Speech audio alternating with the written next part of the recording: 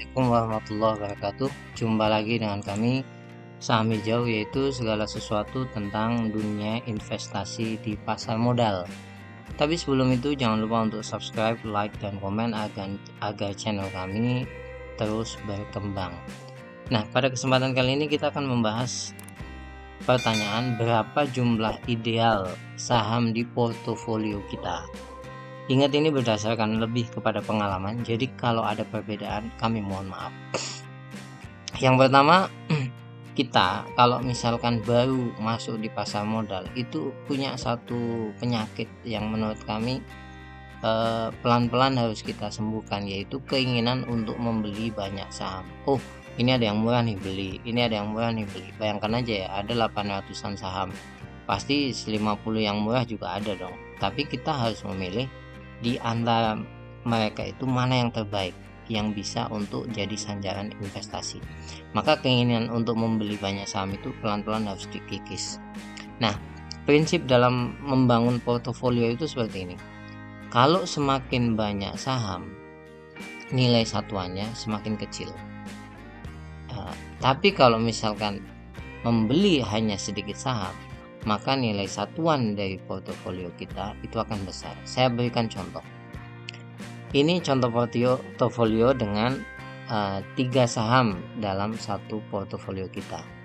Ya, kami contohkan 3 kenapa? Agar tulisannya besar. Biasanya kan 5, 6 gitu ya. Kami ilustrasikan 3 saja. Contoh, kita membeli saham PTBA itu nilainya 7 juta, BBCA nilainya 21 juta, kemudian ASRI nilainya 1,5 juta. Ini kan artinya apa? Setiap saham ini komposisinya ya sekian, 7 juta, 21, 1,5. Bandingkan kalau misalkan Anda membeli dengan satu jenis saham saja, berapa totalnya? 35 juta rupiah. Tentu sangat berbeda dengan yang tadi dibagi 3. Nah, itu kelebihan daripada meletakkan pada satu saham gitu. Ada juga dengan banyak saham yang tadi dicontohkan 3. Tapi apa sebetulnya kelebihan dan kekurangannya? Pertama gini, banyaknya saham yang kita punya di portofolio bukan susah dianalisa. Ya, kan menganalisa itu sebelum membeli. Anda kalau mau menjual kan tinggal setting itu bisa, terus perhatikan bentar, wah ini saatnya jual, itu bisa.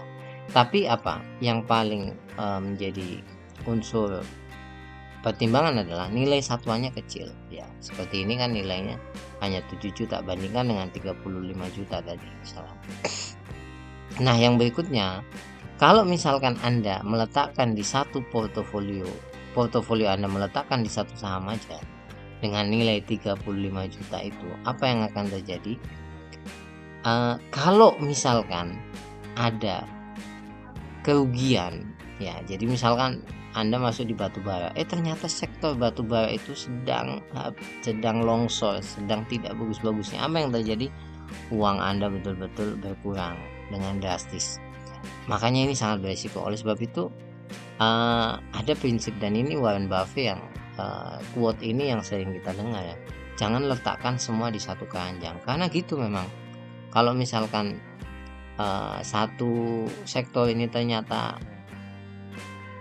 habis longsor, ya uang kita langsung turun ya.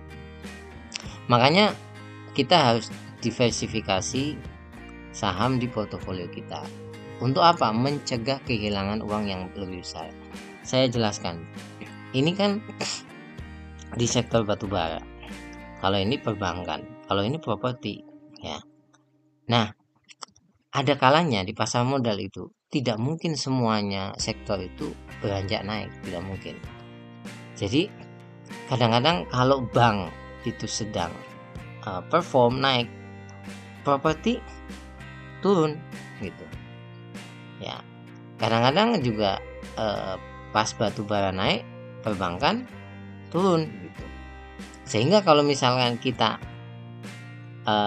diversifikasi seperti ini, misalkan PTBA lagi turun, ini lagi naik, portofolio kita jadi stabil, uangnya itu tidak banyak berkurang. Nah, ini kelebihannya. Dan satu lagi, kesalahan yang sering kami temukan adalah ini kan diversifikasi sektor, bukan diversifikasi saham. ada yang kami temukan orang itu cinta banget namanya sektor perbankan. Jadi walaupun saham di portofolio dia itu ada 6, itu semuanya perbankan. Hanya bedanya perbankan yang satu bank syariah, satu kemudian BUMN, satu swasta, satu lagi kapitalisasinya sangat kecil, satu lagi gitu-gitulah. Itu sangat bahaya. Sekali lagi sangat bahaya karena Anda akan tahulah di pasar modal itu setiap tahun itu ada sektor yang jatuh, ada sektor yang lagi hit.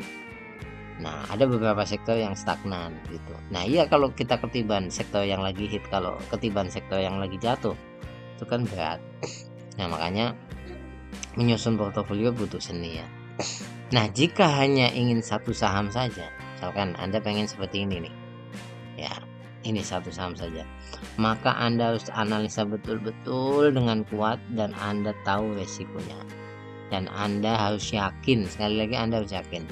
Karena saham itu kan sebenarnya hanya persoalan keyakinan. Kalau sudah betul analisa Anda, keyakinan aja. Saya yakin nggak sama ini. Kalau nggak yakin ya jual.